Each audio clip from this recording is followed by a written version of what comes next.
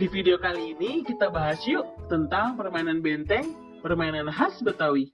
Anak-anak, catat bagian terpenting dari materi ini ya. Nah anak-anak, pernahkah kamu bermain bentengan? Jika belum, yuk kita belajar bagaimana ya cara bermain bentengan itu. Apa itu bermain bentengan? Permainan bentengan adalah permainan yang sudah berusia cukup tua loh, dan sudah ada sejak zaman penjajahan Belanda. Bentengan berasal dari kata benteng, karena terdapat dua kelompok yang tiap kelompoknya mempertahankan benteng dari serangan lawan. Di beberapa daerah, permainan bentengan dikenal dengan nama yang berbeda, seperti di Jawa Barat dikenal sebagai rarebonan, pris-prisan, atau pal-palan. Di Yogyakarta dikenal sebagai jeg-jegan. Kalau di daerah kamu dikenal sebagai apa? Dilansir dari website kemendikbud.go.id, benteng atau bentengan adalah permainan tradisional yang membutuhkan ketangkasan, kecepatan berlari, dan strategi handal. Tujuan utama dari permainan ini adalah menyerang dan mengambil alih benteng lawan. Hal itu dapat dilakukan dengan menyentuh tiang atau pohon yang menjadi benteng lawan sambil berteriak, "Benteng!" dengan lantang. Regu yang menang dapat menawan seluruh anggota lawan. Yuk bermain bentengan, perhatikan tata caranya ya. Permainan bentengan dapat dimainkan oleh laki-laki ataupun perempuan. Permainan bentengan diperlukan dua kelompok. Dalam satu kelompok permainan bentengan terdiri dari 5-8 pemain. Setelah anggota pemain telah cukup, kamu harus memilih bentengan. Bentengan dapat menggunakan batang pohon, tiang listrik, pilar, ataupun patok lain yang cukup terlihat, dan posisi dari setiap benteng harus saling berhadapan dengan jarak minimal 10 meter. Dalam permainan bentengan ini, pohon atau tiang tidak hanya berfungsi sebagai markas, ia juga berguna untuk memperbaharui kekuatan pemain agar dapat menangkap lawan yang berada di luar bentengnya lebih lama. Setelah anggota kelompok dan bentengan sudah terpenuhi, tiap anggota kelompok menuju bentengnya masing-masing. Setelah berada di posisi bentengnya masing-masing, sebelum permainan dimulai, ketua kelompok melakukan shooter untuk menentukan siapa yang pertama kali boleh mendekati benteng lawan. Di sekitar benteng tersedia area aman atau safe zone yang bisa dipakai anggota pemilik benteng untuk menunggu tanpa perlu khawatir disentuh musuh. Berdasarkan hasil shooter, kelompok ungu boleh berjalan terlebih dahulu mendekati benteng lawan.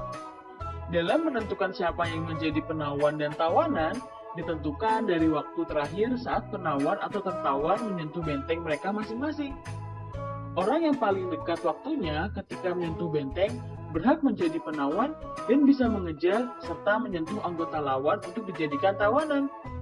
Tawanan akan ditempatkan di sekitar benteng lawan, biasanya sambil memegang benteng dan menegangkan tangan sejauh mungkin untuk dapat memudahkan usaha pembebasan dari anggota kelompoknya. Untuk dapat membebaskan tawanan, anggota kelompok harus menyentuh bentengnya terlebih dahulu, kemudian menyentuh anggota tubuh tawanan seperti tangan, jari, ataupun pundak tawanan di daerah lawan, dengan tetap berusaha agar tidak tersentuh lawan.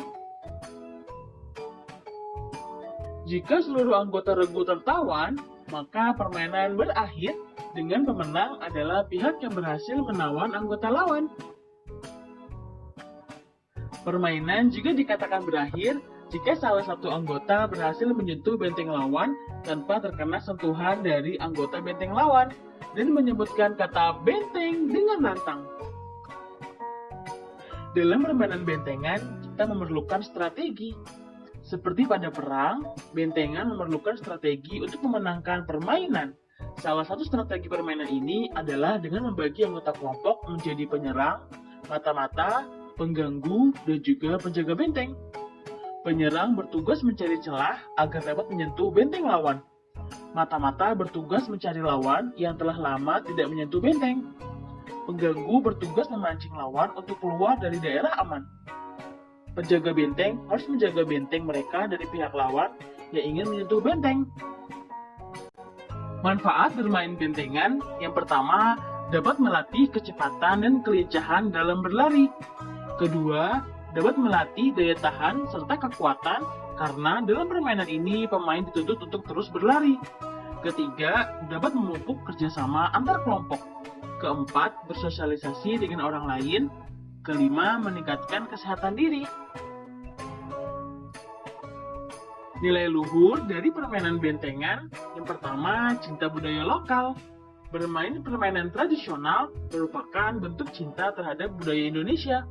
Kedua, sportivitas.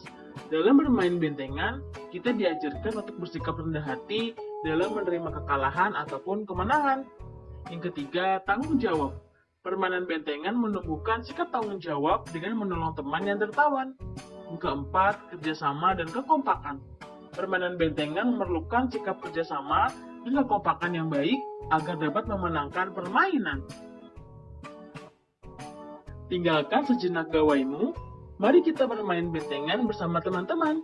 Yuk lestarikan permainan tradisional